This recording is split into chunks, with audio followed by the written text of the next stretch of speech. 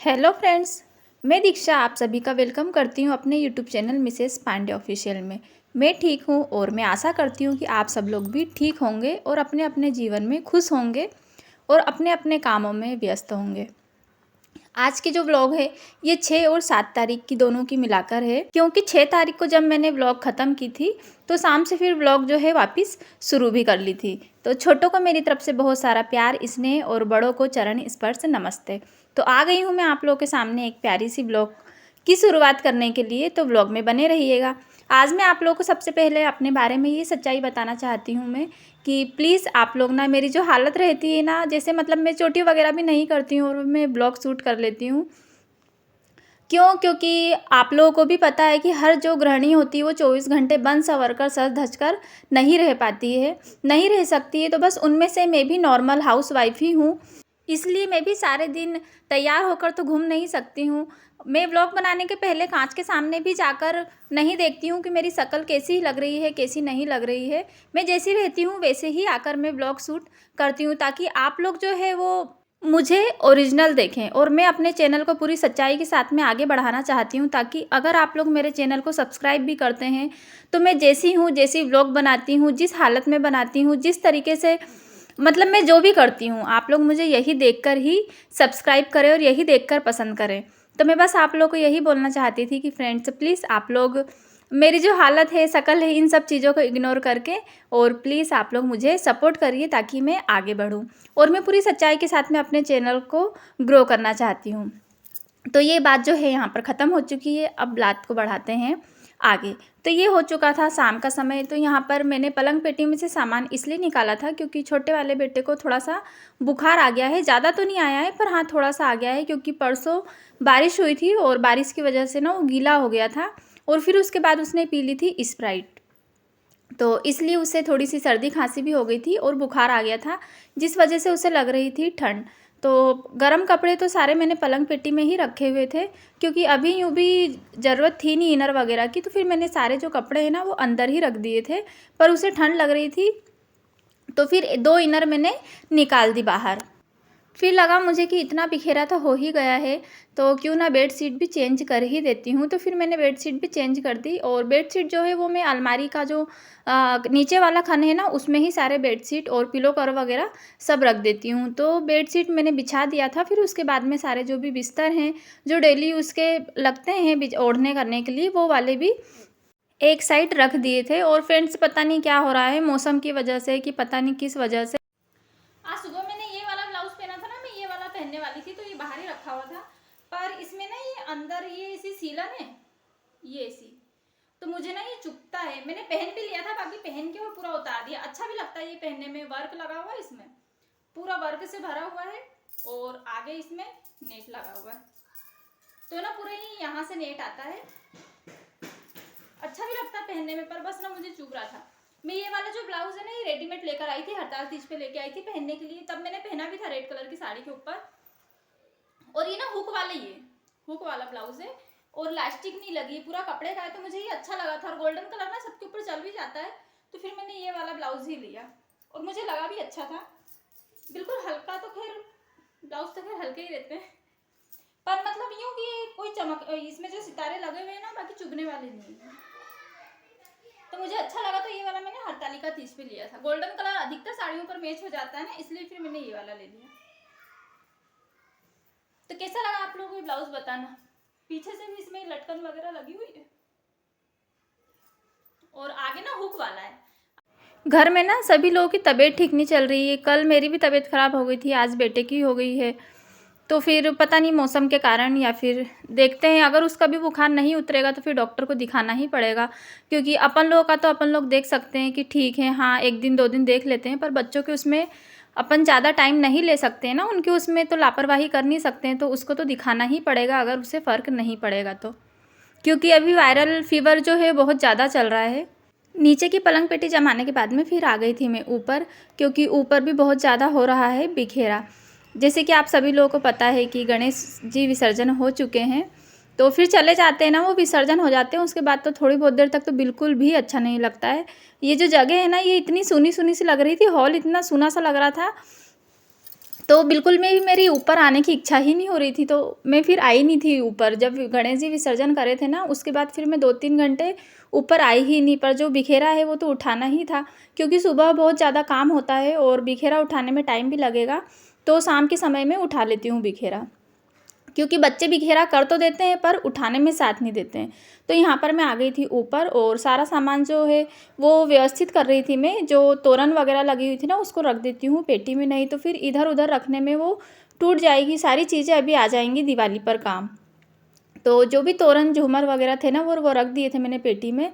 और यहाँ पर बिछा कर रखा था, कॉटन रुई लगा कर रखी थी पटिए के ऊपर, तो उसको भी रख दिया था मैंने डब्बे के अंदर। जिस डब्बे में भगवान की रुई रखी रहती है ना, तो उस डब्बे में रख दिया था, ताकि उसकी बत्ती बना लूँगी और फिर पूजा के काम में आ जाएगी। दिया बत्ती लग जाएगी उस वाली रुई की, अगर बत्ती बन जाएगी तो। क्योंकि रुई ख़राब तो हुई नहीं, सिर्फ गणेश जी के नीचे बिछाया ही था, तो वो वाली रुई काम में आ जाएगी। और जो गमले हैं ना, ये सारे भी मुरझा गए थे, क्योंकि इतने दिनों से यहाँ पर पानी तो डाला नहीं था। अगर पानी डालते तो सारा पानी बहकर नीचे आ जाता। तो इसलिए जो पौधे हैं ना, वो भी मुरझा गए हैं। तो इनको भी ऊपर रखकर, इनकी भी 4-5 दिन थोड़ा ज़्यादा ध्यान रखना पड़ेगा इनका भी। तो फिर इनको रख दूँगी मैं ऊपर, क्योंकि इतने दिन से धूप भी नहीं लगी है, पानी भी अच्छे से नहीं मिला है, तो सारे ना मुरझा गए हैं। नहीं तो जब रखे थे ना, सदा सुहागन का पेड़ जो था ना, वो अच्छा खिला हुआ था। विद्या का तो वैसा ही है, पर सदा सुहागन का जो पेड़ था ना, वो थोड़ा मुरझा गया है। तो ऊपर रखकर थोड़ा दिन उसका भी जो है रख रखाव करना पड़ेगी, देख रेख करना पड़ेगी उसकी, तो फिर वापस पनप जाएगा। क्योंकि बारिश के मौसम में पेड़ पौधे जल्दी पनप जाते हैं। और लाइटिंग भी लगी हुई थी, तो लाइटिंग ना पहले टेबल रखी थी, फिर उसके ऊपर बिछा दी थी मेरे बेटे ने लाइटिंग, फिर उसके ऊपर वाइट कलर की शॉल बिछाई थी, तो वो अच्छी भी लग रही थी। कपड़े के नीचे लाइट थी, तो लाइट को भी रख दी थी मैंने, क्योंकि ये भी जो है दिवाली पर काम में आएगी। तो ये सारा सामान इसको रख देती हूँ मैं पेटी के अंदर। तो पेटी तो साफ़ ही है, क्योंकि अभी कुछ दिन पहले ही मैंने इसे जमाई थी। फिर इसमें से सुबह पूजा के लिए भी सामान लगा था, तो फिर वो भी निकाला था मैंने, तो उसको भी रख ही देती हूँ तुरंत हाथों हाथ। और वैसे भी बच्चे जिस घर में रहते हैं ना, तो शायद ही ऐसा कोई सा कोना रहता है जिसमें जहाँ पर बच्चों का हाथ ना लगे। चाहे इसमें कोई सी उनकी चीज़ सामान नहीं है उनके काम की, पर फिर भी पता नहीं क्यों इसको खोलते रहते हैं और बिखेरा करके रख ही देते हैं। छोटा वाला बेटा तो नहीं करता है, पर हाँ, बड़ा वाला बेटा जो है ना, सारी चीज़ें घर की एक एक चीज़ें वो देखता रहेगा कि कहाँ पर क्या चीज़ रखी है, चाहे उसके काम की हो या ना हो। तो ये यहाँ पर सारी चीज़ें रख दी थी मैंने, लाइटिंग वगैरह सारी चीज़ें। तो पटिया तो ऊपर ही रखूँगी, क्योंकि पटिए को कहाँ ही रखूँगी पेटी के अंदर, तो उसको ऊपर ही रख दूँगी। और लाइटिंग मैंने अभी जो भगवान के कपड़े की जो थैली है ना, उसमें ही रख दी थी लाइटिंग, क्योंकि पॉलीथीन में नीचे से लाना भूल गई। बहुत सी चीज़ें ऐसी होती है, अगर ऊपर नीचे का घर होता है ना, तो फिर बहुत सी चीज़ें ऐसी होती है कि हम लाना भूल जाते हैं, तो उस वजह से भी भागा दौड़ी बहुत ज़्यादा हो जाती है। क्योंकि मेरे साथ तो ऐसा ही होता है कि अगर 4 चीज़ लेकर आई हूँ ना ऊपर, अगर मुझे किसी चीज़ की ज़रूरत है तो 4 चीज़ लेकर आ जाऊँगी, पर एक चीज़ तो भूल ही जाती हूँ। तो मुझे ना ऊपर नीचे इस वजह से बहुत ज़्यादा हो जाता है। और सारा सामान रख दिया था, और पटिया जो है वो ऊपर ही रखूँगी मैं।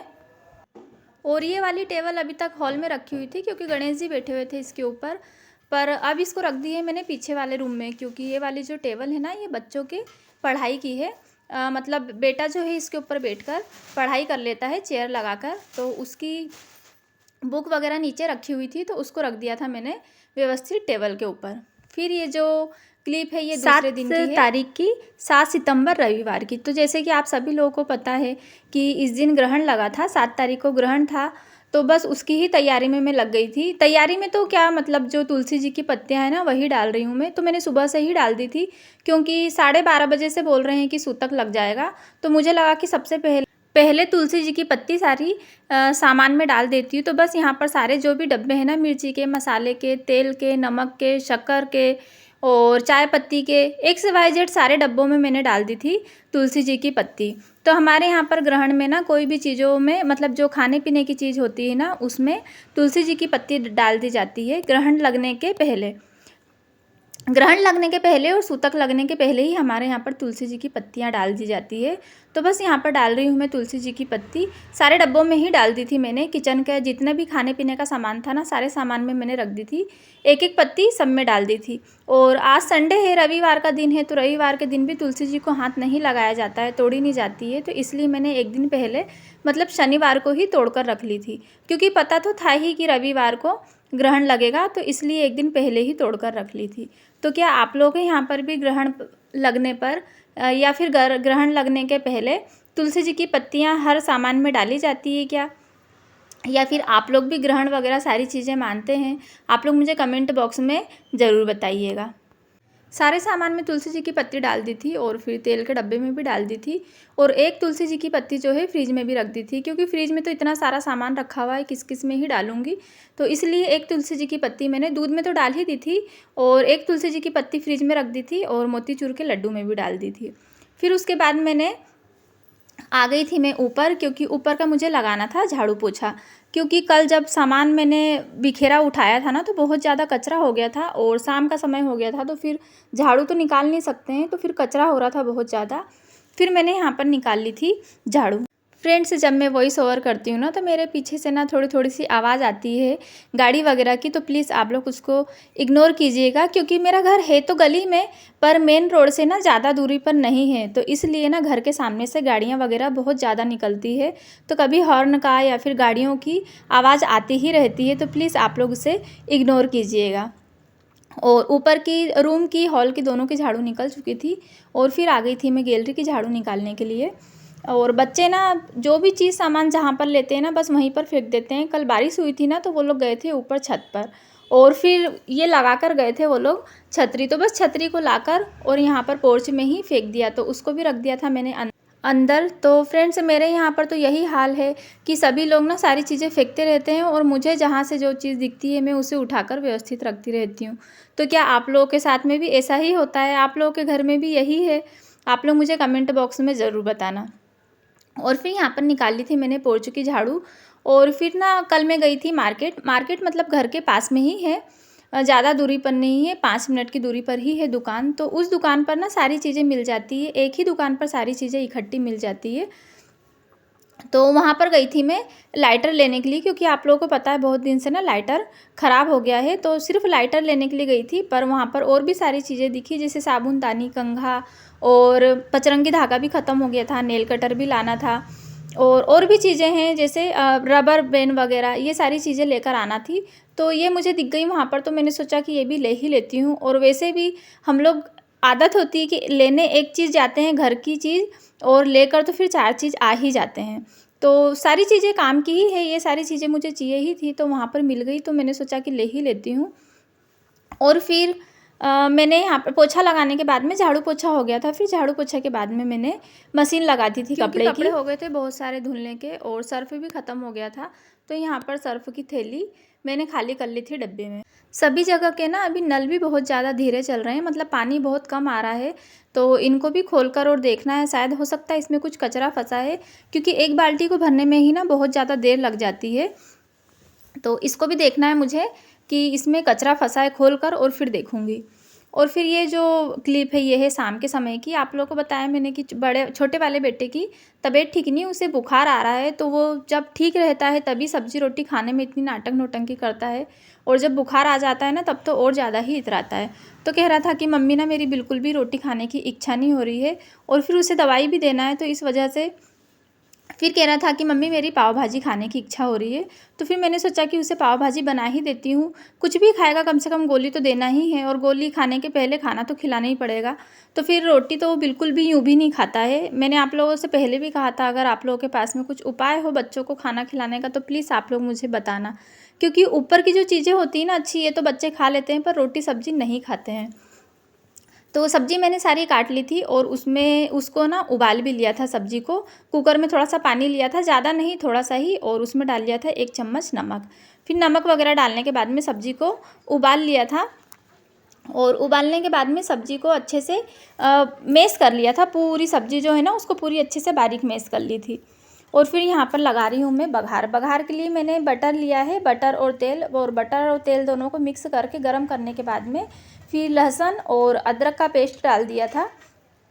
फिर लहसुन और अदरक का पेस्ट अच्छे से थोड़ा सा पक गया था, फिर डाल दी थी हरी मिर्ची और प्याज। तो आज सुबह मैंने बना दिया था उसको खाने में खिचड़ी। कह रहा था मम्मी खिचड़ी खा लूँगा, पर बुखार की वजह से ना अच्छा नहीं लगता है, मुँह का टेस्ट जो है ख़राब हो जाता है, तो उसकी भी इच्छा नहीं हो रही थी खाने की, तो खिचड़ी उसने नहीं खाई थी। और यहाँ पर प्याज़ मैंने बताया आप लोगों को कि पक चुके थे।